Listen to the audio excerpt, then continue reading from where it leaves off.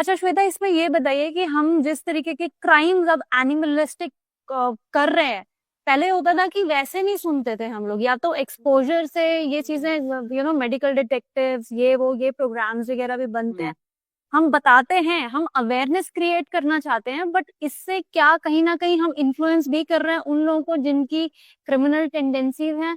And ये जिस तरीके का, ये क्या हमारे अंदर साइकोलॉजी ट्रिगर हो रही है कि इतने गंदे लेवल पे जाके हम लोग क्राइम कर रहे हैं। मतलब कहीं ना कहीं ड्रग्स की यूसेज भी आप ये लगा लो कि जो जनरली कहते हैं, जैसे कहते हैं ना कि हाँ चलो ठीक है, जिन्होंने कुछ ड्रग अब्यूज वगैरह किया हुआ है, जनरली इस लेवल तक जाने के लिए एक, आप उस लेवल का फील करने चाहिए, उस लेवल, मतलब आपकी कॉन्शियसनेस जब मर जाएगी तब आप ये काम कर सकते हो। तो कितना इन एनिमलिस्टिक क्राइम्स में कितनी परसेंटेज हो सकती है कि ड्रग अब्यूज को आप कर सकते हो, या over a period of time हमारी साइकोलॉजी को कर सकते हो इन द इवोल्यूशन ग्राफ?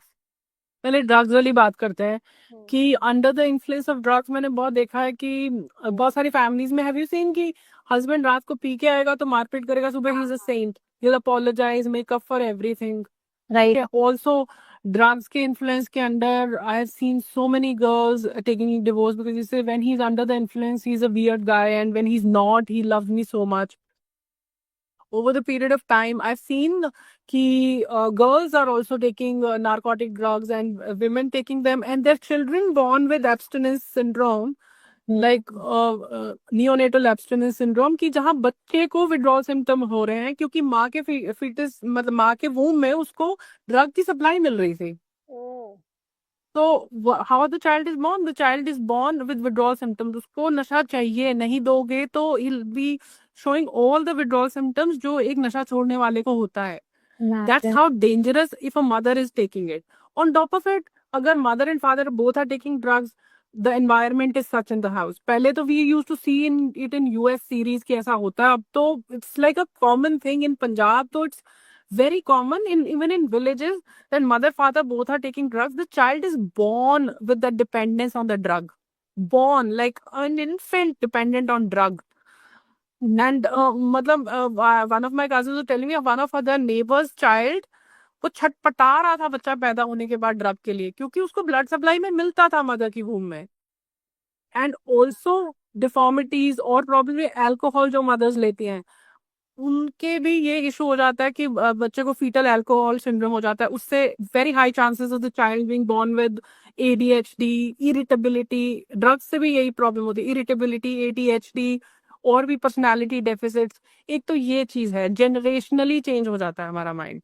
दूसरी चीज ये है कि ड्रग्स वाले घर में ड्रग्स से इनहिबिशन तो लोअर होती है, ब्रेन की जजमेंट लोअर हो जाती है. Why don't we commit crime? Because we think of the longer term repercussions of it. अगर बहुत गुस्सा आया है तो किसी को जान से क्यों नहीं मार देते, थप्पड़ ही क्यों मार देते हैं? Because we know the repercussions. वो जजमेंट लैप्स हो जाता है जब तुमने ड्रग या अल्कोहल लिया हुआ है एक्सट्रीम में. ऑल्सो एक ब्रेन का वो जो है ना कि हमारी जो कंडीशनिंग है या लर्निंग है, मोरालिटी है, वो सब नम हुआ होता है ना उस वक्त ड्रग्स से. So you can do it. So having said that I will come back to the concept जो मैं आपको समझाया था. फोबियाज को दूर करने के लिए हम क्या यूज करते हैं? Systematic desensitization. जब एक चीज को तुम बार बार बार बार देखते हो और लगता है कुछ नहीं हो रहा. आपको मैं एग्जांपल देती हूँ. आपने टीवी पे सीरीज देखी, ग्रूसम मर्डर, हम ट्रू क्राइम हम सब देखते हैं, we all enjoy it. We are having our dinner और लंच, हम एक सेफ स्पेस में हैं and they are being expose to the things we fear. उससे क्या हुआ? फोबिया चला गया, डिसेंसिटाइजेशन हो गई. Now we can do it because we think it's safe. बैठ के तो देख रहे हैं.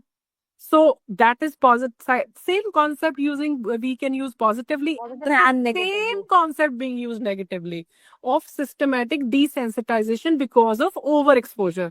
वहां पे हम फोबिक ऑब्जेक्ट को सिस्टमैटिकली डिसेंसिटाइज कर रहे हैं जिससे डर लगता है. यहाँ पे एक ऐसी चीज जिसका फोबिया होना चाहिए उससे डिसेंसिटाइज हो रहे हैं. साइकोलॉजी तो सेम ही काम करेगी ना, किसी भी चीज पे कर लो. इट्स लाइक पॉइजन का भी बताते हैं ना, पॉइजन आपको, it can kill you also, cure you also, you can eat. Attitude भी वही होता है. हाँ. So it's the same concept at work है. बहुत देख लिया, सेफ एनवायरनमेंट में देख लिया, लगता है यार ये तो हो सकता है, और फिर ऊपर से मीडिया, इसने रेप कर दिया, भाग गया, इसको तो सजा नहीं हुई, कुछ नहीं हुआ. वो भी desensitization है, because we keep seeing कि ये तो रोज होता है, it's okay, it can happen. On top of it, violent games. Children enjoy them so much. And I have pointed out a lot of parents that, please see what kind of games they're playing. Hitting women, raping them, or killing people. What kind of a game is that?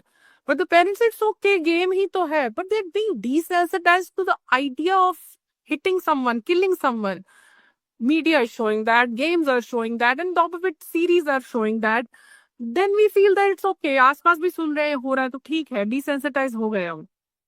Right, It right. should be a phobia that we should have, which we don't. हाँ, sometimes कुछ थोड़ा डर होना भी जरूरी है, जैसे Yes. हाँ.